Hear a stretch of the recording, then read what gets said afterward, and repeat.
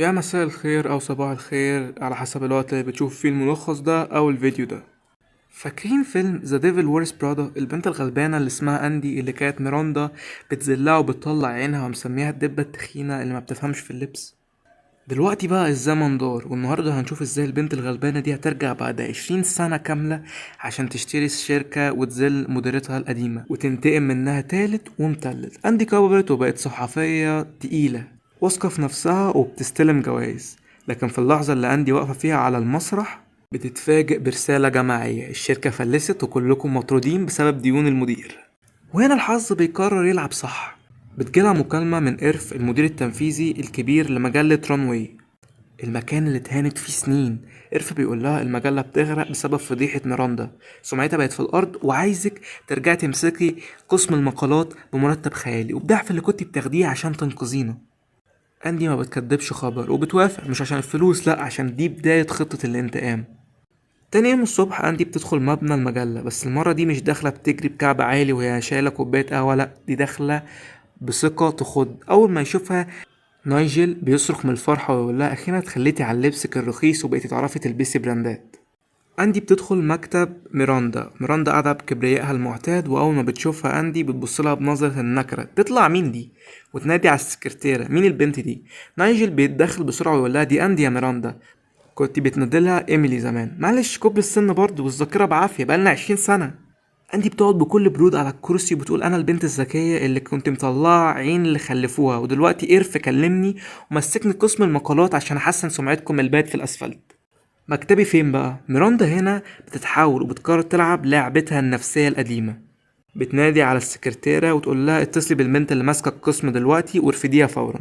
ميراندا بتبص لأندي بقسوة وتقول لها مبسوطة دلوقتي؟ شيلتي ذنب واحدة اتلغت وظيفتها بسببك، يلا قدامي عشان عندنا مصيبة لازم نحلها. ميراندا بتاخد أندي وبيروحوا على مقر شركة ديور الممول الأكبر للمجلة، واللي هيدمرهم لو سحب تمويله. بيدخلوا غرفة الاجتماعات، وهنا الصدمة الكبيرة: المديرة التنفيذية لشركة ديور بتلف الكرسي وتطلع مين بقى؟ إيميلي، المساعدة الأولى القديمة لميراندا.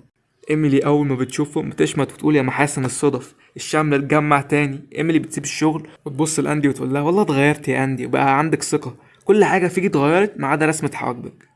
سبحان الله، كل واحدة في اتجاه زي ما هي. إيميلي بتلف لميراندا وتذلها بشروط تعجيزية عشان تستمر في التمويل: عايزة 3 صفحات إعلانات ببلاش وتغطية 5 صفحات كاملة للفرع الجديد، وكلمة ديو تتحط في كل عنوان رئيسي. ميراندا بتضطر توافق وهي مجبرة، وفي طريق الرجوع ميراندا بتفرغ غلها في أندي وتقول لها انتي ما كسبتيش الوظيفة دي بشطارتك، وعاجلا أو آجلا هتفشلي. انزلي حصليني بالمترو عشان عربيتي ما بتاخدش ناس فاشلة. أندي بتمسك نفسها وبتقول في سرها تمام يا ميراندا. تاني يوم أندي بتروح المجلة وبتتفاجئ إن ميراندا اختارت لها مكتب في آخر الممرات مليان كراتين ورق قديم شبه المخزن المنسي عشان تضايقها وخلاص. نايجل بياخدها وبيفطروا وبيصدمها بالواقع: المجلة في الضياع والميزانية في النازل، وميراندا كانت هتترقى وتبقى المديرة العالمية للبراند كله، بس الأزمة الأخيرة دي هتخرب الحلم كله.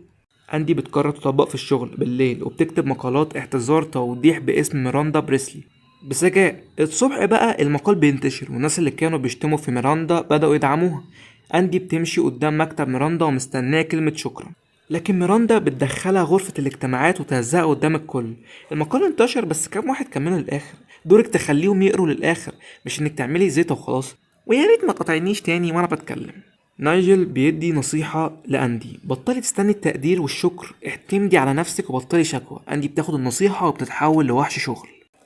ميراندا بتدخل على الموظفين وتصرخ لو استمرنا بالمستوى الفشل ده هنقفل المجلة. أندي هنا عشان تنقذ الموقف بتكذب كدبة بريئة كده وتقول لها أنا شغالة على حوار حصري كده مع ساشا برانز. ميراندا بتنبهر لأن ساشا بقالها 3 سنين رافضة تقابل أي صحفي أو اختفت تماما، وبتقول لها قدامك 48 ساعة. أندي بتخرج والدنيا بتسود في وشها، بتفضل تدور ورا ساشا وتبعت لها اكتر من 18 رسالة من غير رد. وفي نفس الوقت أندي بتقابل مقاول غني اسمه بيتر المسؤول عن تجديد قصر ساشا الجديد. بيتر بيطلع معجب بمقالات أندي وبيساعدها تدخل القصر وتعمل مقابلة مع ساشا، وبتاخد منها خبر خطوبتها الحصري من طليق إيميلي بنجي. المقال بينزل في الصفحة الأولى والمجلة بتنفجر مبيعات، وميراندا لأول مرة بتبص لأندي بنظرة احترام. بسبب النجاح ده إرف بيعزم أندي وميراندا في الشاليه بتاعه، وبيأكد لميراندا إنه هيعلن عن ترقيتها المديرة العالمية في حفل عيد ميلاده ال75. لكن الكارثة الحقيقية بتحصل في الحفلة. إرف بيموت بأزمة قلبية مفاجأة، وتاني يوم في العزا بيظهر ابنه جاي، ابن جشع وما بيفهمش حاجة في الموضة. وناجل بيقول لأندي الأيام السوداء جاية. بيعمل اجتماع سري ومساعدة أندي بتسجل في الموبايل وبيكتشفوا الكارثة. جاي قرر يخفض كل الميزانيات، وأي موظف مرتبه كبير هيطردوه سواء حلو أو وحش. وميراندا كانت قاعدة ساكتة وما اعترضتش. القرار بيتنفذ فورا، وميراندا بكبرها بتلاقي نفسها محشورة في زحمة طيران الدرجة التالتة وسط الناس الطبيعية لأول مرة في حياتها. الكل بيسافر ميلانو للشغل، وهناك أندي بتكتشف مصيبة تانية.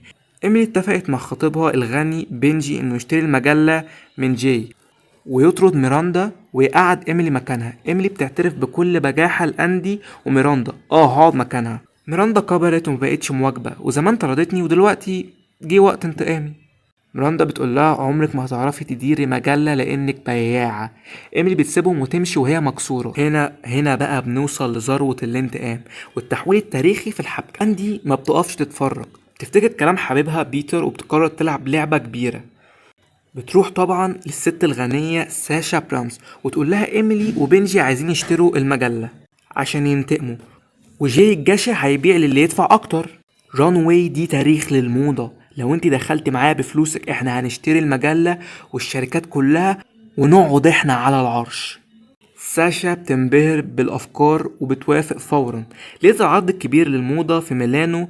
نايجل بيفتح العرض وبيتكلم بكل طلاقة وبيبقى نجم الليلة بعد ما ميراندا اعتذرت له واديته الفرصة. في الكواليس ايميلي قعدت مع حبيبها بنجي ومستنيين جاي عشان يجيب لهم العقود البيع عشان يستلموا المجلة ويطردوا ميراندا. فجأة بيدخل جاي وهو بيضحك ويقول لهم أنا آسف يا جماعة، جالي عرض ما يترفضش، أنا بعت المجلة والشركات كلها لشخص دفع ضعف الكاش. إيميلي بتتجنن وبتصرخ مين المشتري اللي سرق حلم عمري؟ مين اللي معاه الفلوس دي كلها؟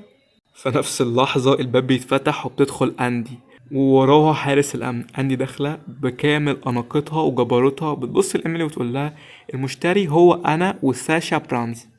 أنا دلوقتي صاحبة الشركة والمليارديرة الجديدة اللي بتتحكم في مصيركم. إيميلي بتبلم وميراندا فكها بيقع من الصدمة.